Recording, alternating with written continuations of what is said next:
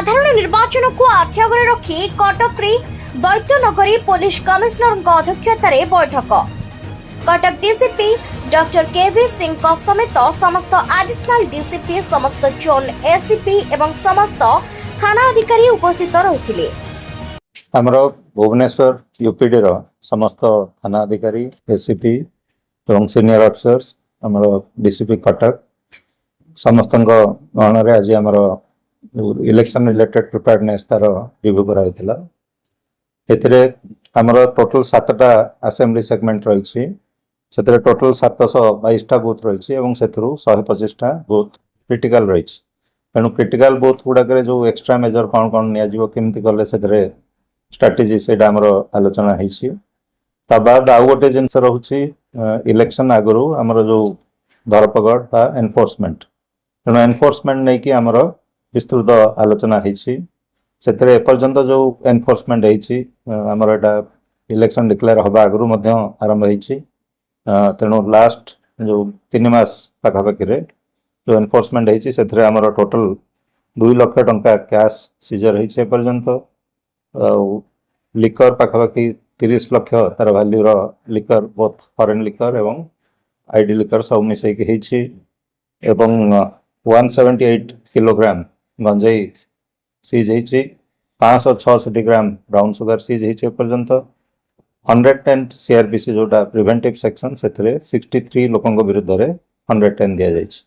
तद्वत 107 bound down 1332 जन ना दि पर्यायक्रमे से बाउंड डाउन करा जाउछि।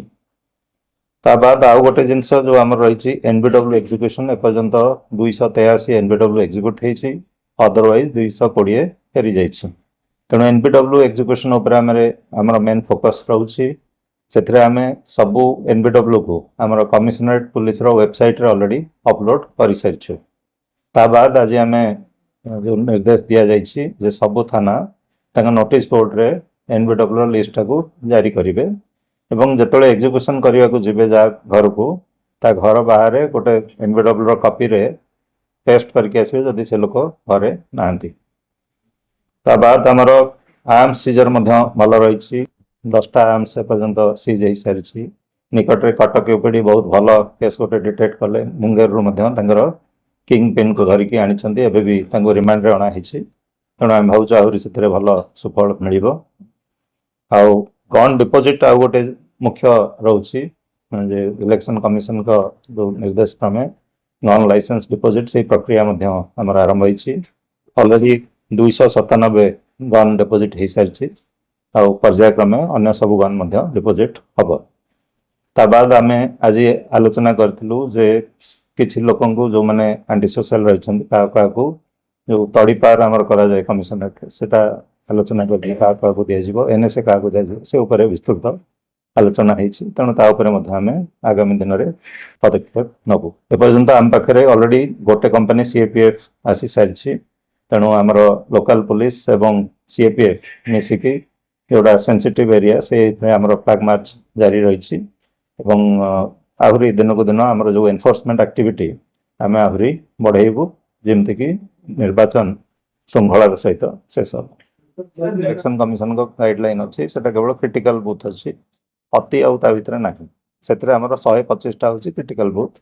ताप आम स्पेशल मेजर आज आलोचना करूँ कौन कौन करूँ से जो मैंने विशृंखला आगु कर इलेक्शन केस अच्छी ना 107 110 दि प्लस सेंट्रल फोर्स डिप्लॉयमेंट करने प्लान करा वेबकास्टिंग से तेणु जो जोटा क्रिटिकल बूथ आम स्पेशल मेजर नबू।